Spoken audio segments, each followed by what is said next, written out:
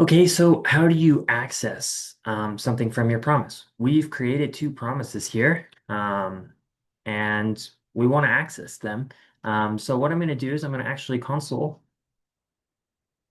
log promise so that you can see it, the one that we just created on line 17, so that you can see what it returns.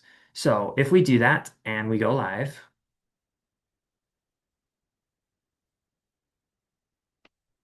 theoretically, it will go live at some point. Okay, here we are. And if we go to our console, you can see here it returns a promise. And if you open it up, it says promise, and then it says the promise was fulfilled, and it returned hello world. That's what's going to be returned. So this could be asynchronous code, and it could take a long time to run. And so then this would just say it was a promise. So for example, let's make this take 10 times as long, and we'll reload our page. We have a promise that's pending.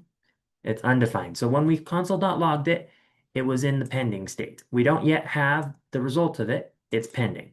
So how do you access the results? Well, what you can do is just like a string has built-in attributes like dot split, dot to uppercase, promises also have built-in attributes and functions that you can call. So if I wanted to call a function here, I could say promise dot then. The .then function is a built-in function to promises, and it allows you to take the result of the promise once it's been resolved. In other words, it allows you to wait until your code is done running and then print out the value. So it what it takes in as a parameter, as an input, is it takes in a function.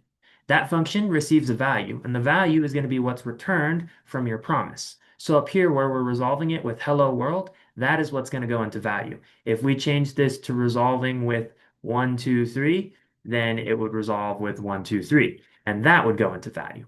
And so your function needs to take in that parameter, and then it needs to do something with it. So here we could console.log the value. So if we save that and we come over here and we reload, oh, I'm having it wait 10 seconds before it does that. I'm going to go change that.